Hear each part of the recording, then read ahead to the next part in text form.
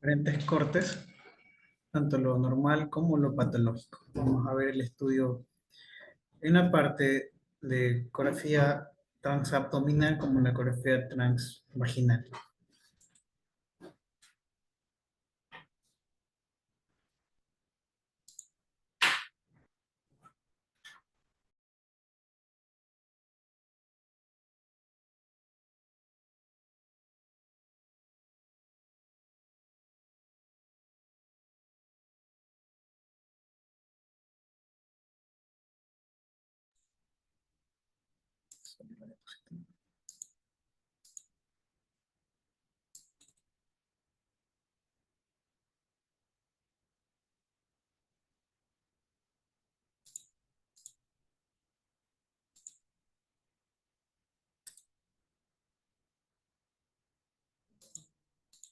Entonces iniciamos, tenemos la ecografía ginecológica en planos de corte, donde encontramos que vamos a encontrar los dos tipos de ecografía, ¿no? Tanto la ecografía transabdominal y la ecografía transvaginal.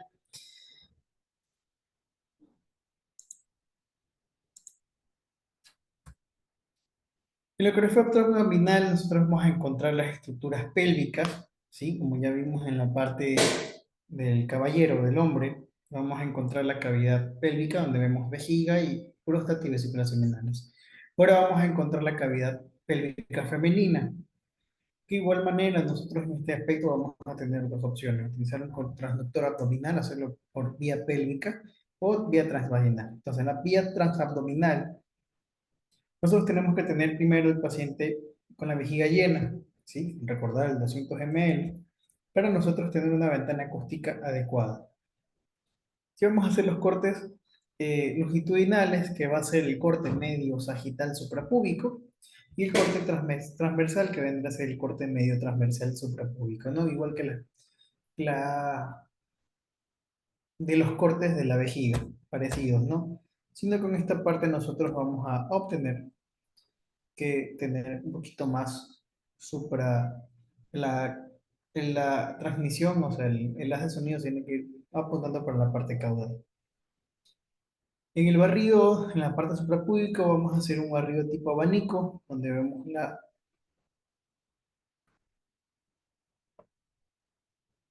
los cortes longitudinales, ¿sí? Que vemos el corte longitudinal, el corte número uno, donde vemos la parte superior situada en lo que es el plano anterior, la cavidad pélvica, ¿sí? Que tiene que tener un volumen, porque esto me va a ayudar a tener una buena ventana acústica y poder revisar de buena forma la estructura anatómica del útero. Que la vejiga va a tener un forma triangular, que va a ser con ventana acústica.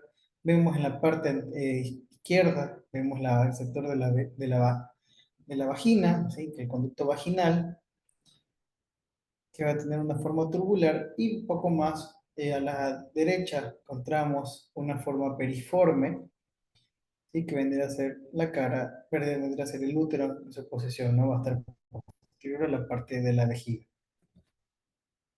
En el corte transversal,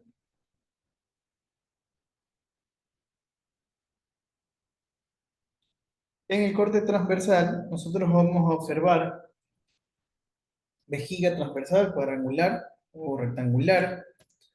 En la parte inferior vamos a encontrar situada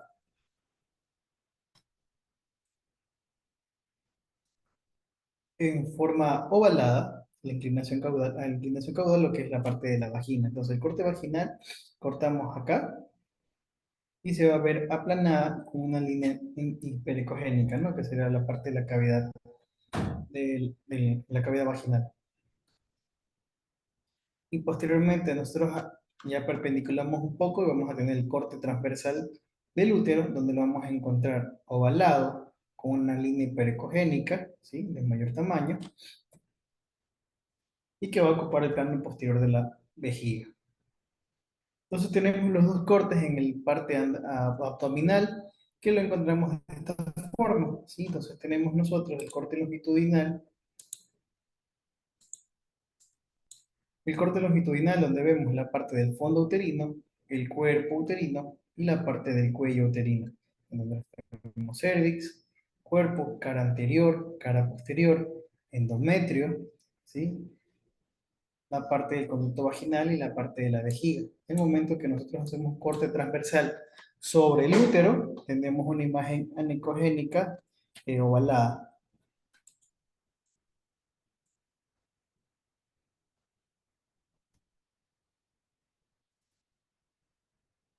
¿Qué vamos a hacer nosotros en la exploración? ¿Sí? Tenemos que darnos cuenta de los diámetros, de la ecogenicidad, de los bordes, pero también recordar que nosotros tenemos en la parte femenina que darnos cuenta también el proceso del estadio que se encuentra, ¿no? Del ciclo ovárico, el ciclo menstrual, porque gracias a esto también nosotros vamos a tener diferentes medidas. Entonces, cuando nosotros veamos que tenemos que, en este caso, como en todas las imágenes, también debemos sacar la imagen longitudinal, la anteroposterior y el transverso.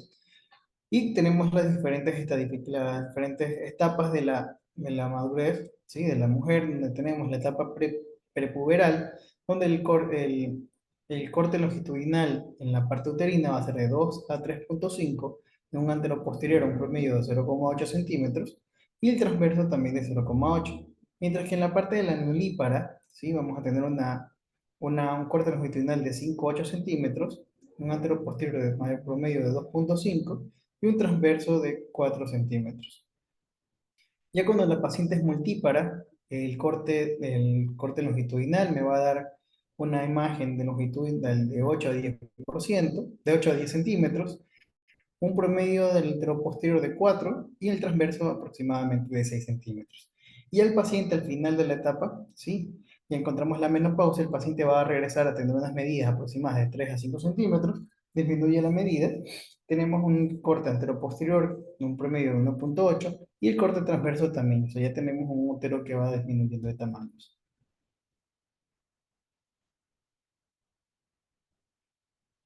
Nosotros para la exploración también del útero necesitamos encontrar las posiciones.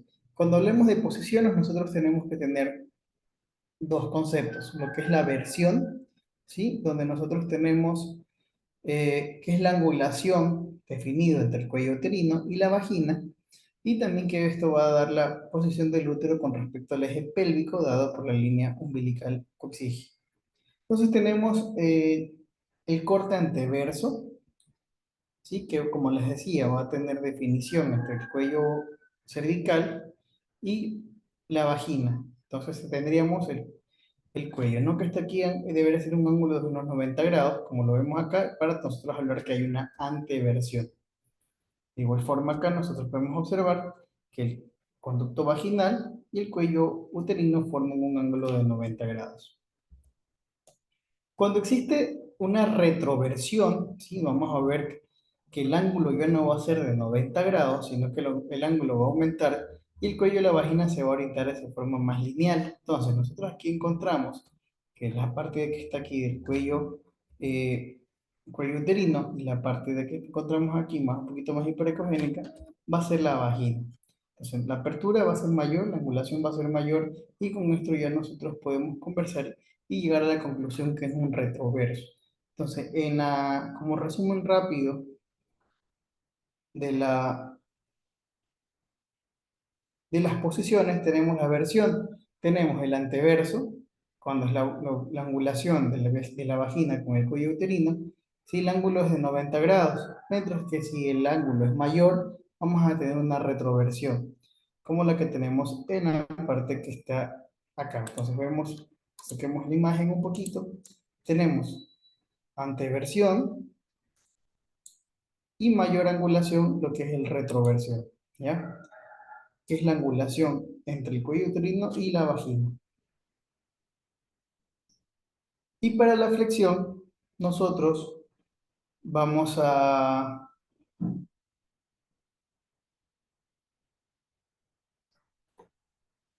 Tenemos la flexión, donde hablamos nosotros de la angulación entre el eje del cuerpo uterino y el eje del cervix. Entonces ya no tomamos la angulación de aquí a acá, sino que la angulación viene a ser de esto a esto, ¿ya? Y tenemos también la parte de la anteflexión. En la anteflexión se va a abrir un ángulo hacia adelante, ¿sí? Nosotros tenemos el ángulo del cuerpo con el ángulo del cuello. y tenemos una angulación abierta para hablar de la anteflexión.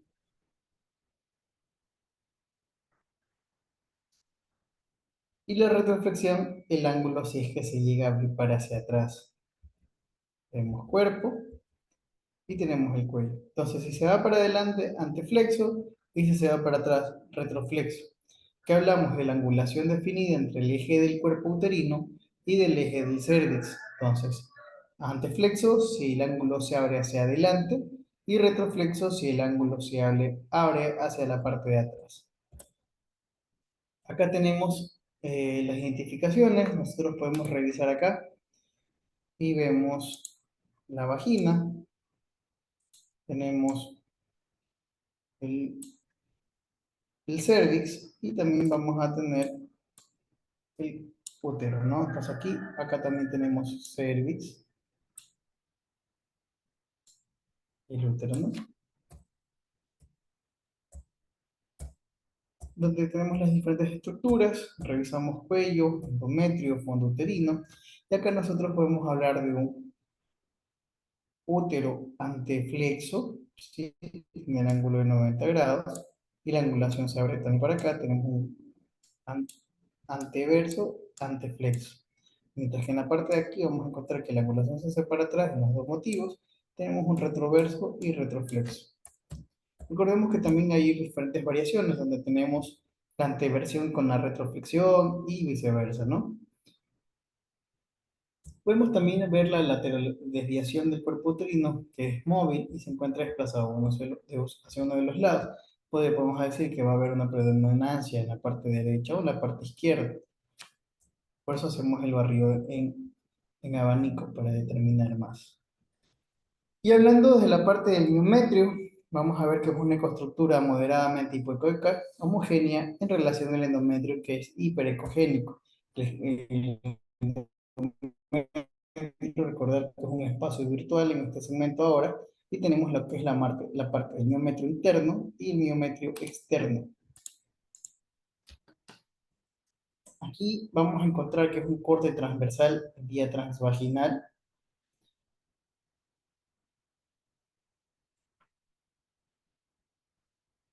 En los bordes laterales, el borde externo de la parte del útero, vamos a encontrar los vasos arcuatos. Para la exploración de la cavidad uterina tenemos que diferenciar las dos capas, ¿no? Lo que es las capas adyacentes del endometrio, que también tenemos que verificar la cavidad virtual. Entonces tenemos nosotros dos capas, lo que es la capa basal, que es adyacente al miometrio, y la capa funcional, que es el que contiene el tejido glandular y que en la mujer adopta diferentes en la mujer en etapa menstrual va a adoptar cuatro diferentes patrones ecográficos. Sí, que vienen a ser cuatro tipos de ecografía, cuatro tipos de endometrio. Dentro del endometrio, el tipo uno encontramos el endometrio menstrual, que este va a ser un aspecto variable, que al inicio va a ser con una medida aproximada de 12 a 15 milímetros de grosor y que va a desprender la capa funcional. También podemos observar presencia de coágulos y líquidos en la cavidad y separación de la línea cavitaria. ¿Sí? Que vendría a ver el hematometra fisiológico, ¿sí? Que es lo que va a expulsar en el momento de la menstruación. Vemos el endometrio, vemos lo que es el líquido, vemos el coágulo. Pasamos al endometrio que ya de cuando termina la menstruación, ¿sí? Tenemos el posterior que va a adelgazar de 2 a 3 milímetros y la línea ecogénica fina que remedia al endometrio en menopausia, que es un endometrio catameniano. El tipo 2 que es el endometrio proliferativo, este va a ser dado entre lo que es el día 4 a 6 del ciclo de endometrio, donde crece de 2 milímetros hasta 6 milímetros y que se va a observar como una delgada línea ecogénica, que vendría a ser la fase proliferativa inicial, ¿no? Aquí vemos la imagen de la hiperecogenicidad.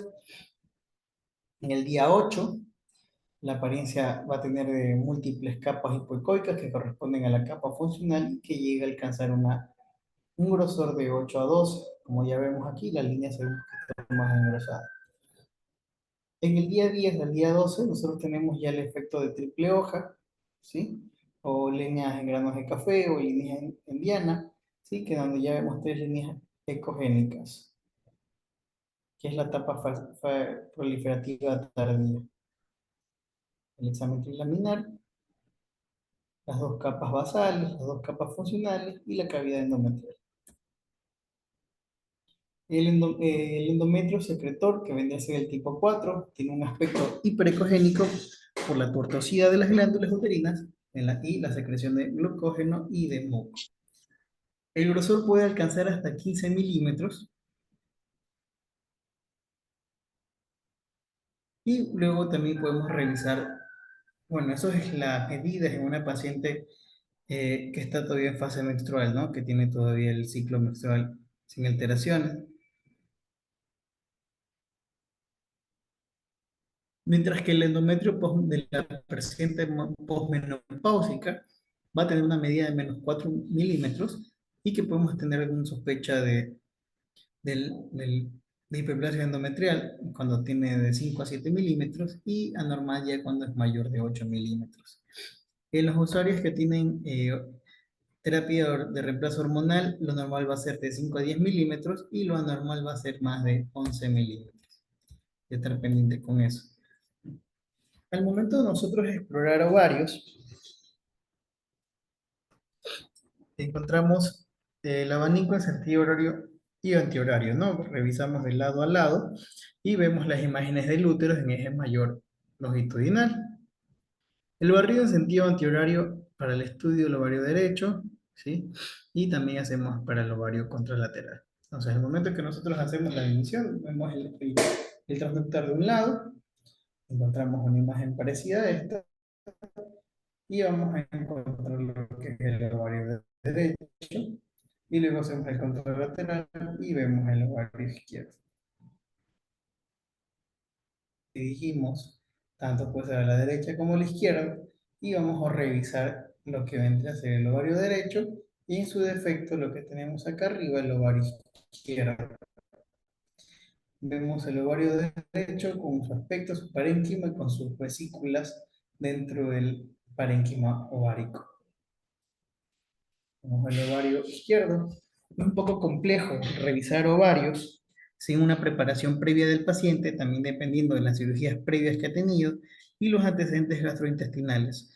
La ecografía abdominal es compleja al revisar al momento de la ecografía pélvica con el ecógrafo convexo no nos da el 100% de la seguridad de poder ver los ovarios, ¿sí? Por diferentes motivos, gases, movimientos peristálticos, las tejidos cicatriciales que tiene el paciente. Por eso, si el paciente ya ha tenido su vida sexual activa, lo recomendable es realizar una ecografía transvaginal y poder ver con mayor detenimiento las partes ováricas. Vemos que el ovario, vamos a obtener los dos cortes, como es el corte longitudinal y el corte transversal.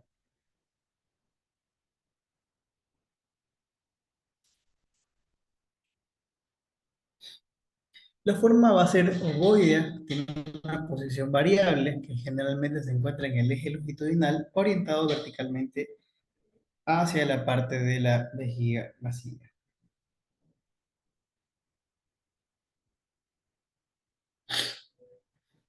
Vemos que la posición laterouterina en lípares va a estar dada en la fosa de Waldeyer, superior medial y anterior a los vasos hipogástricos, que es el referente que nos va a ayudar a ver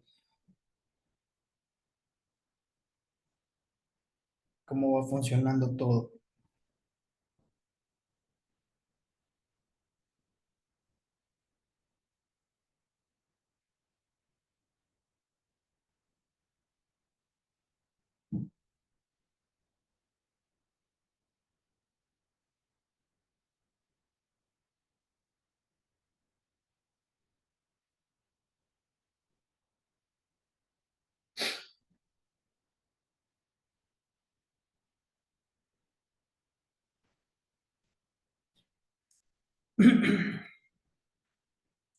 La posición rectuterina, suprauterina, el útero va a estar desviado, va a estar el látero desviado, y la posición anteuterina, el útero está en reflexión. En la exploración de ovarios, lo que tenemos que revisar también es la escoestructura. Como vemos, la zona cortical, que va a tener, zona periférica, que va a contener los folículos y estromas, y la zona medular, que es la zona central, ecogénita, que tiene vasos y nervios.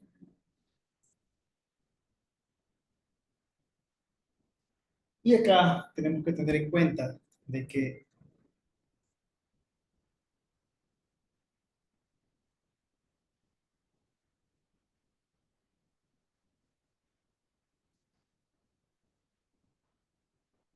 tenemos que ver también la parte de las estructuras según la fase folicular.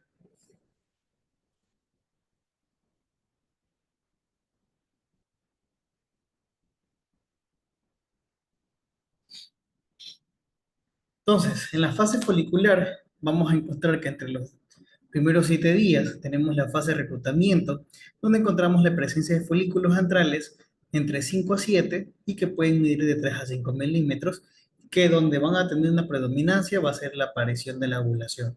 Entre los días 8 y 10 tenemos la fase de dominancia folicular y que va a haber la presencia de un folículo mayor de 14 milímetros, mientras que los otros van a evolucionar hacia formar una atresia, terminan deshaciéndose. Y en el folículo maduro, que va a tener un diámetro de 20 a 24 milímetros, ¿sí? Y que va a ser el signo probulatorio, que va a haber la presencia del cúmulo óforo, que va a 36 horas después, 36 horas antes de la ovulación va a aparecer, ¿no? Entonces, esto va dado y aclarándolo, ¿por qué? Porque muchas veces entramos, hacemos la ecografía sin hacer una pregunta esencial, como sería la fecha de una regla, con eso guiarnos y ver en qué parte del ciclo ovárico está para no dar un diagnóstico erróneo. ¿Por qué? Porque muchas veces vemos el folículo dominante, eh, y que podemos pensar de que sea un quiste o como que sean ovarios poliquísticos al momento del estudio. Al momento de la ovulación va a disminuir el volumen del folículo que se aplana y se llena de ecos y la pared aumenta de grosor. El líquido folicular se va a expandir a la fosita ovárica y se acumula en el saco de Douglas, pero también va a variar de acuerdo a la fase del ciclo. Entonces tenemos la fase luteineica, donde vemos la pared gruesa por proliferación de las granulosas y la cavidad central que se va a llenar de coágulo y linfa para formar el cuerpo amarillo. Donde vemos el cuerpo amarillo no identificable, vemos pequeñas estructuras ováricas que contienen ecos internos finos y vemos la formación anecogénica que aumenta de tamaño en forma progresiva hasta 30 a 40 milímetros y que desaparece en el siguiente ciclo. En el tamaño, nosotros también tenemos que valorar en la mujer en edad fértil va a tener una medida longitudinal de 25 a 40 milímetros y una medida anteroposterior de 10 a 15 milímetros. Y el diámetro transverso puede llegar hasta de 12 a 20 milímetros. Mientras que el volumen, vamos a hablar en la edad fértil, puede llegar a tener hasta 10 ml, en la premenarquia 3 ml y la perimenopausia va a ser una comenzada a tener una atrofia progresiva. Al momento de nosotros hacer la ecografía transvaginal, tenemos que igual guiarnos con la cuña, ¿sí? En este caso vendría a ser una elevación de igual manera en la parte central por debajo de la membrana, encontramos nuestra guía. Al momento de nosotros colocar al paciente de cúbito dorsal, se le va a hacer extender las piernas, ¿sí? Flexionar las piernas, se puede colocar una cobija, una almohadilla debajo de la parte trasera del paciente para elevar un poco la pelvis. Se va a colocar en el transductor un preservativo, se le coloca un poquito de gel que nos va a servir como lubricante y también como eh, para mejorar la calidad de la imagen. Entonces, colocamos el transductor en el introito e ingresamos ligeramente y le pedimos al paciente que puje para poder introducir de igual forma, lentamente, delicadamente, hasta poder nosotros encontrar la imagen adecuada que vendría a ser esto. ¿Sí? Aquí vemos el endometrio, vemos la cara anterior, vemos el fondo uterino y la cara posterior de igual forma.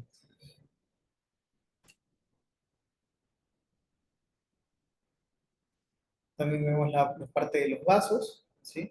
Que están en este sector de acá. Y para nosotros ir revisando como corte 2, ¿sí? Entonces estamos en nuestra base de sonido, vamos a revisar toda esta parte. Y para ver más lo que es la parte pélvica, o sea, la zona del piso pélvico, nosotros vamos a poder encontrar en esta manera de aquí lo que es elevar el mango del transductor y vamos a revisar parte del cervix con su labio anterior, su labio posterior y el conducto cervical.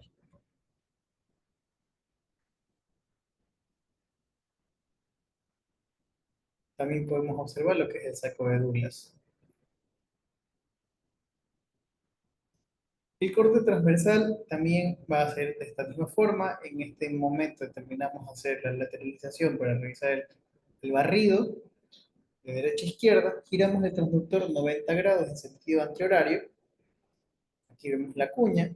Nos giramos hacia la derecha y realizamos el corte ovalado transversal, donde vemos la línea endometrial, vemos el útero, la cara anterior, cara posterior.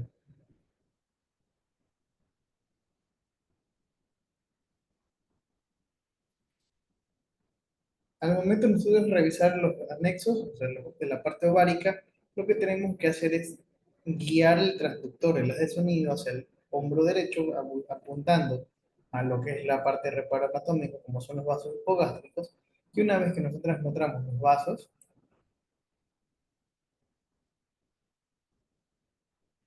por encima de este vamos a encontrar la parte del ovario, que vendría a ser la parte superior. Aquí encontramos un folículo, entonces este aquí podría estar en una fase preovulatoria, ¿no?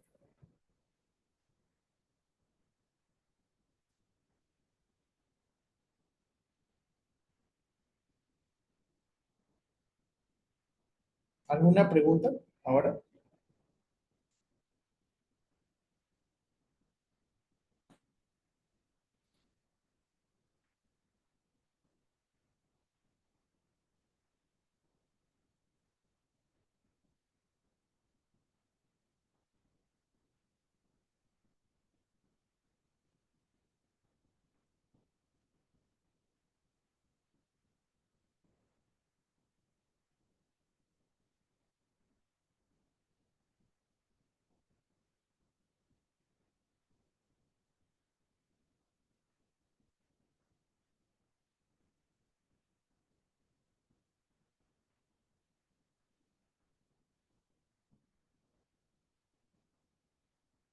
No, no hay preguntas. Entonces, prosigamos con nuestra ecografía entonces.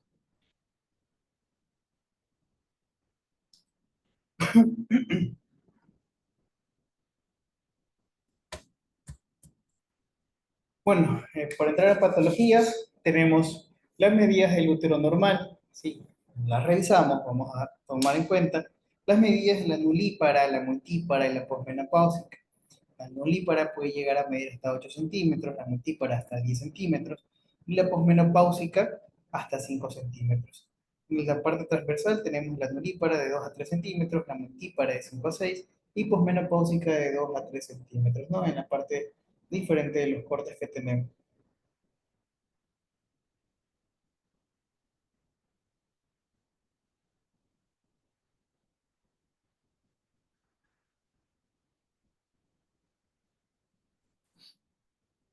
Entonces tenemos los cortes anatómicos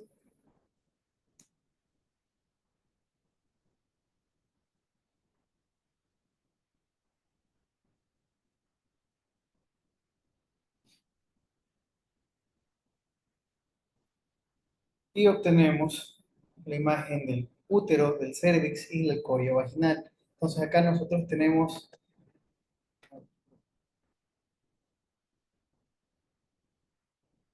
el conducto vaginal, que vendrá hasta aquí, tenemos el cuello cervical y tenemos la parte uterina. Entonces este vendría a ser un anteverso, perdón, un retroverso, retroverso, retroflexo, ¿no? Por la angulación que tienen abierta y abierta, ¿no? Acá vemos un útero en retroversión y retroflexión. todo viene para atrás. De igual forma, tengo la angulación, viene para atrás y viene para atrás. Todo es retro-retro. Acá vemos un corte transversal, tanto un corte transversal de lo que es el útero y un corte longitudinal de lo que es el ovario. En este caso, el ovario derecho. Vemos también el corte longitudinal que va a estar dado por el fondo uterino. ¿Sí? ¿Por qué? Porque en el momento que yo corto, divido todos en la mitad de este fondo, vemos la cara anterior, la cara posterior, ¿sí? Vemos el corte transversal, que es el corte que le hacemos al útero, y vemos ¿sí? Su cara anterior, cara posterior, cara, lado derecho y lado izquierdo. Acá podemos encontrar una imagen interesante, ¿sí? Donde vemos cuello cervical con el útero, que vendría a ser un anteflexo, pero el cuello cervical llama la atención esto, ¿no? Que vendrían a ser tres imágenes anecogénicas definidas que tienen una pared verdadera, que vendrían a ser los quistes de Nabot. Acá lo que estamos presenciando es la parte transversal del útero, vemos el miometrio, vemos el endometrio, tenemos acá un poquito de líquido, lo que vemos acá en estas imágenes ovaladas vendría a ser parte del intestino. Vemos las venas uterinas, las venas arcuatas, que están un poquito dilatadas, y dentro de las patologías uterinas vamos a encontrar las patologías miometriales, endometriales, patología tubárica y la patología cervical, y también algo de las patologías de la anomalía genética del útero.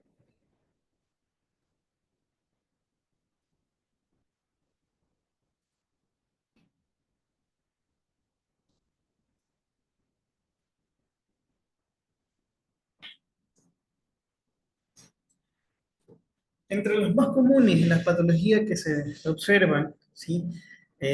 Como tumor benigno, que se origina dado en la parte del miometrio, y que puede tener un componente histológico como el tejido muscular liso, conectivo y fibroso, que podemos llamarlo como leiomioma, fibromioma, fibroleiomioma, fibroma o un escleroma, que vendrían a ser los leiomiomatosis uterinas, los miomas generalmente.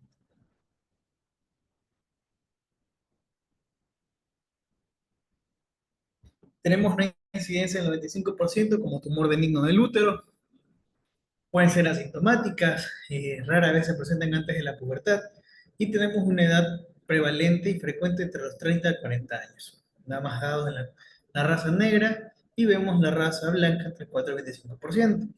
Se puede dar en personas con sobrepeso, fumadoras y pacientes que no han tenido, que han tenido hijos, ¿no? También puede ser hormonodependiente, así que hay que estar pendiente de eso. Podemos encontrarlos en una clasificación, ¿sí? Que vendría a ser de FIGO. Vendríamos a ver lo que es la parte subserosa, que baja debajo de la serosa uterina, pediculados y sésiles, mientras que si vemos los intramurales van a estar en el miometrio, tienen una distorsión de la cavidad uterina, y las submucosas que están debajo de la mucosa uterina, que vendrían a dar en el endometrio, que pueden ser pediculados y también pueden encontrarse de forma sésil. Vemos un ejemplo sencillo de lo que es los miomas uterinos, lo que vendría a ser el subseroso, el intramural y la clasificación submucosa. Acá vemos un útero muy hematoso. ¿Y qué vamos a evaluar nosotros? Nosotros ecográficamente vamos a evaluar la apariencia, el tamaño, el número, si está o no el útero aumentado de tamaño, si existe una ecoestructura hipoecogénica o heterogénea, si existen muchas fibromas presentes dentro de la cavidad, dentro de la pared, y también vamos a ver si existe o no degeneración y necrosis que puede ocasionar algún tipo de patología y mejoramiento de la imagen. Acá tenemos un corte transversal donde vemos el endometrio, el miometrio, ¿sí? Cara posterior, el endometrio, y por la parte superior, o sea, cara anterior, encontramos una imagen de gran tamaño que vendría a ser isoecogénica, de bordes definidos, y que encontramos que vendría a ser un mioma de gran tamaño en la cara posterior. Acá observamos otro, pero que está más, ya está invadiendo parte mioma y parte del endometrio. Vemos uno más, la cara posterior, que son de gran tamaño, de igual forma, isoecogénico, que viene con algunas imágenes artefactos, tanto la imagen de artefacto de angulación, y tiene alguna que otra calcificación en el centro, ¿no? Por lo general pueden tener Doppler periférico, ¿sí? Son comunes. Vemos un submucoso y un subseroso, vemos el útero, vemos también que está cerca del ovario, pero que está saliendo netamente de la pared del útero, ¿no? El leiomioma submucoso, que es sésil, y también encontramos los lipoleomiomas, que son neoplasias benignas infrecuentes, que están constituidos por adipocitos maduros, músculo liso y tejido fibroso. Las masas atenuadas altamente ecogénicas en el interior del mioma es invariablemente el diagnóstico. Los leiomiosarcomas constituyen el 1.3 de la malignidad uterina, puede surgir como un leiomioma preexistente, raro en el diagnóstico preoperatorio, ecogénicamente similar al leiomioma degenerado, ¿no? Vimos el hipoleiomioma que tiene mayor cantidad de tejido adiposo, ¿sí? Por eso acá es la parte hiperecogénica. El leiomiosarcoma, ¿sí? Que se ve heterogéneo.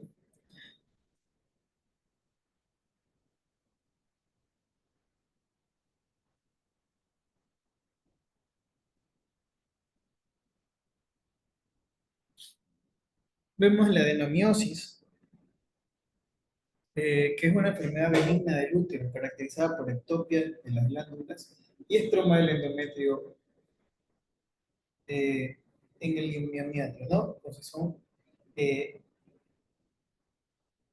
tejido endometrial donde no debería estar. Vemos la asociación con hipertrofia del endometrio pudiendo ser focal o difusa y vemos que sí, describe como un foco de adenomiosis dentro de una leiomioma. Ambas condiciones son comunes, así que no sorprende esta disfunción pueda ocurrir. Esto va a crecer durante el ciclo menstrual y cada mes hay un estancamiento de tejido y la sangre no puede salir. El atrapamiento de la sangre y el tejido causa dolor uterino en la forma de cólicos menstruales.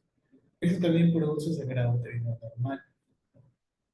Vemos un miometrio normal, ¿sí? Con halos endometriales en una banda delgada y el endometrio es uniformemente ecogénico. Vemos la adenomiosis,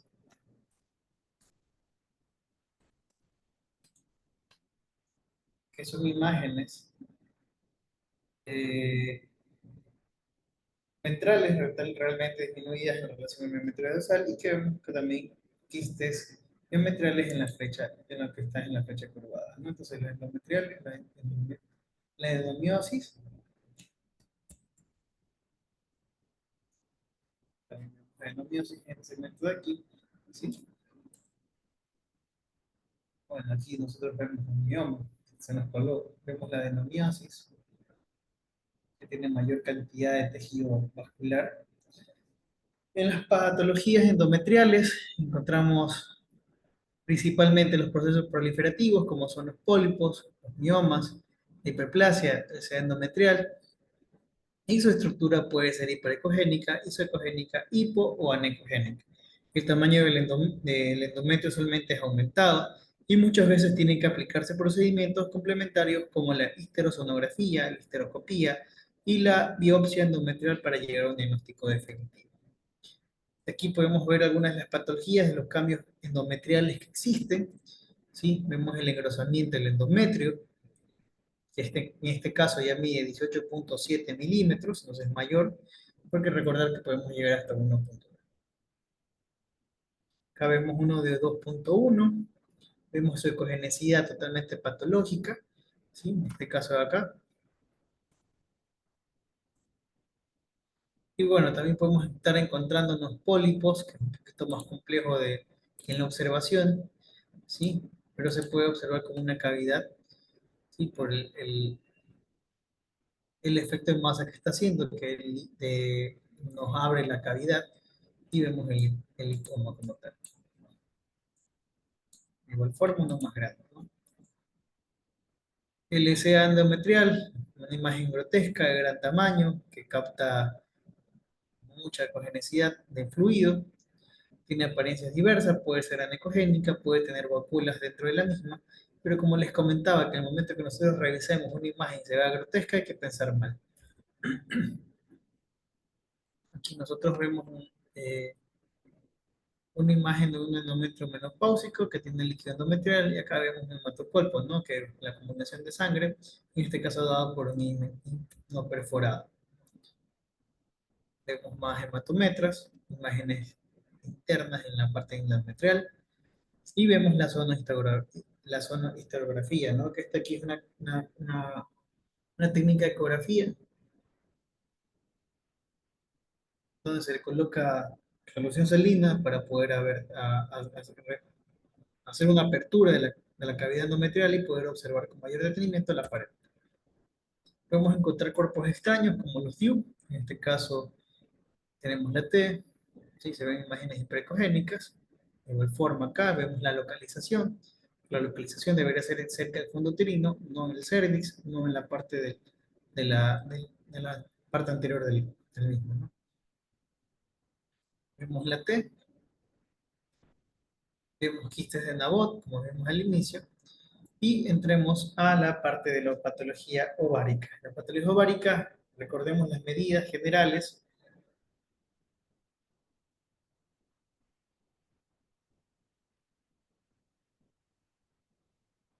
Vemos las imágenes, vemos las medidas del diámetro longitudinal de 25 a 40 milímetros, diámetro anteroposterior de 10 a 15, y diámetro transversal de 10 a 20, y que el volumen pues, va a estar dado también por lo que es la etapa en la que está la mujer, cuando una edad de la mujer en edad fértil es de 10 milímetros, 10 ml, la menopáusica de 6 ml y la prepuberta de 3 ml.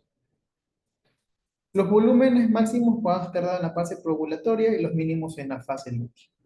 De que así no se asusten por los volúmenes, son las que están pendientes, ¿no? Preguntar.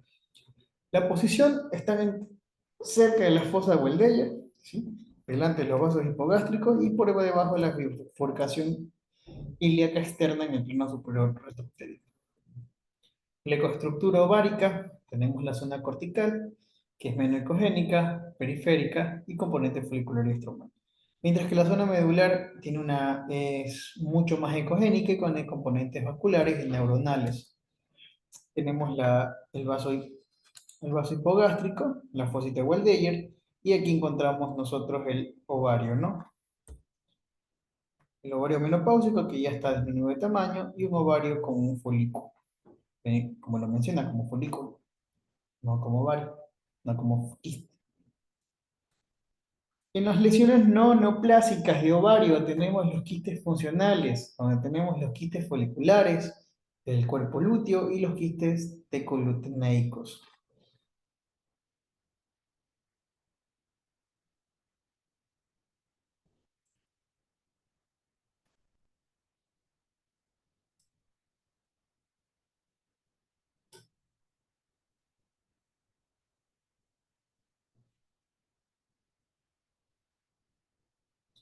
Tenemos los quistes funcionales que incluyen los quistes foliculares, el cuerpo lúteo y los quistes tecolutenaicos.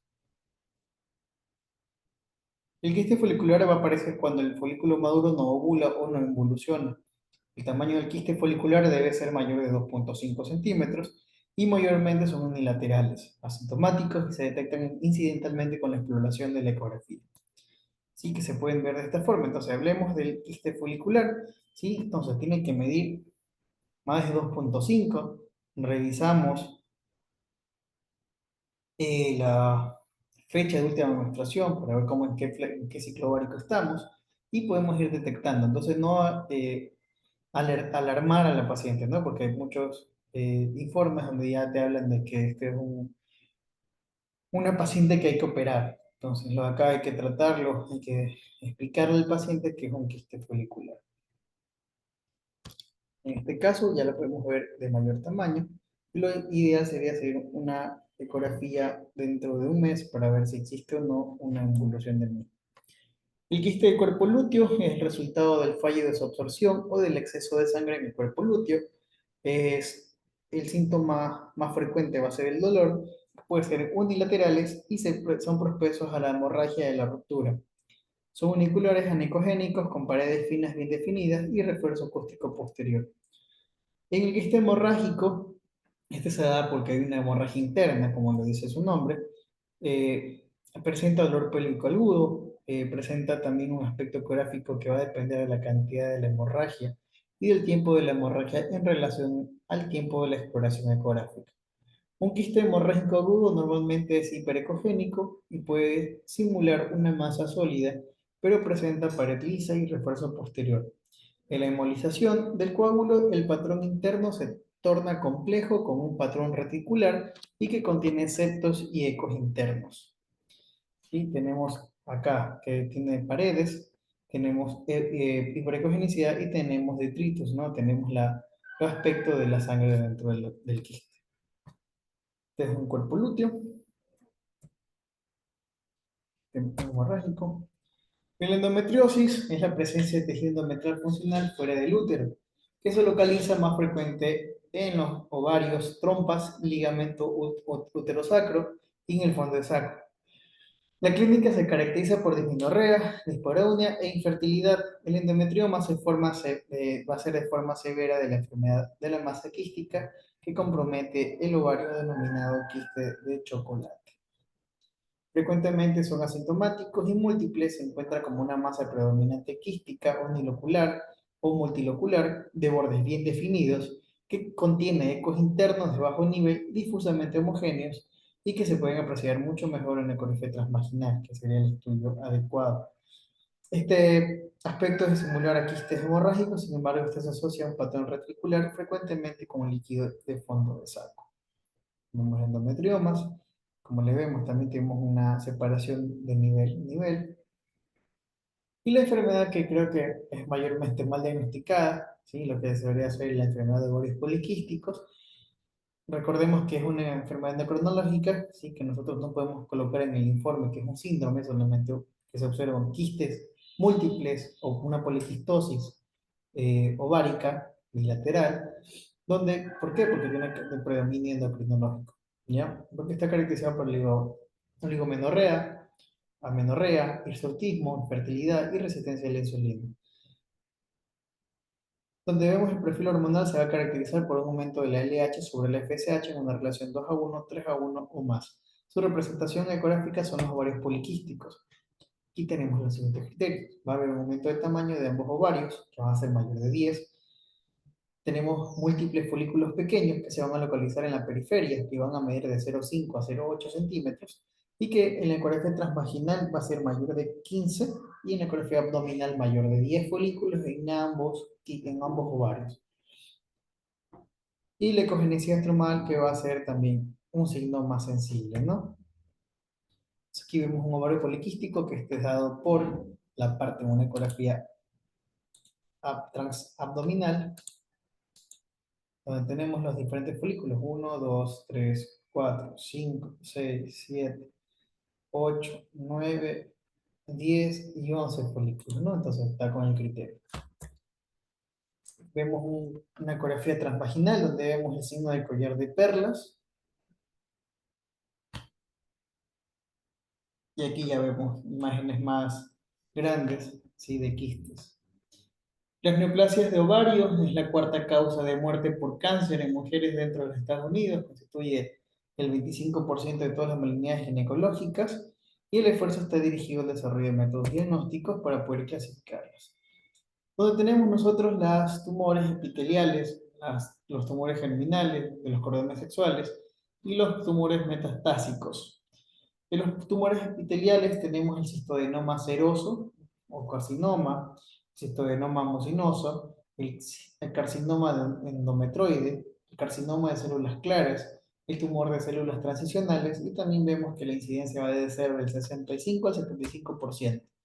En las células germinales encontramos el teratoma, que es dermoide o inmaduro, el digerminoma, el tumor de saco vitelino y la incidencia va a ser del 15 al 20%. Los tumores estromales de los cordones sexuales, el tumor de las células granulosas, células de Sertoli y de Leydig, el tecoma y el fibroma.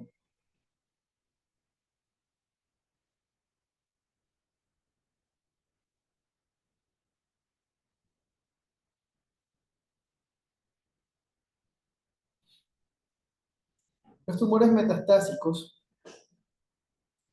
tenemos el primario, que es el genital, que vendrá a ser el uterino, y los primarios extragenitales, que como son el estómago, colon, cáncer, colon y mama, y la parte del linfoma, que estos tienen una incidencia del 5 al 10%.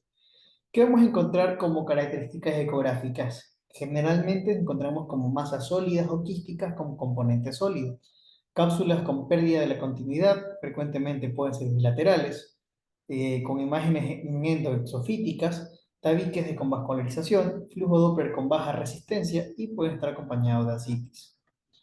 Aquí vemos el tema teratoma quístico, hiperecogénico, que vendría a ser un quiste dermoide, ¿no? Entonces vemos el nivel, entonces vemos el quiste, que en su interior vemos una imagen hiperecogénica. Igual forma acá que tenemos un nivel, ¿no?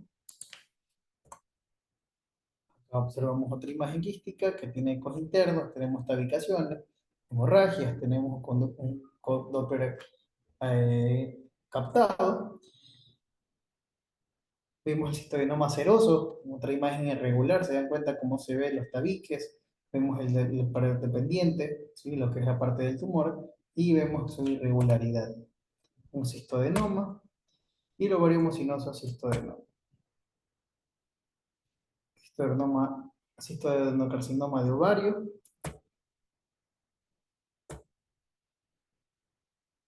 Vemos ascitis.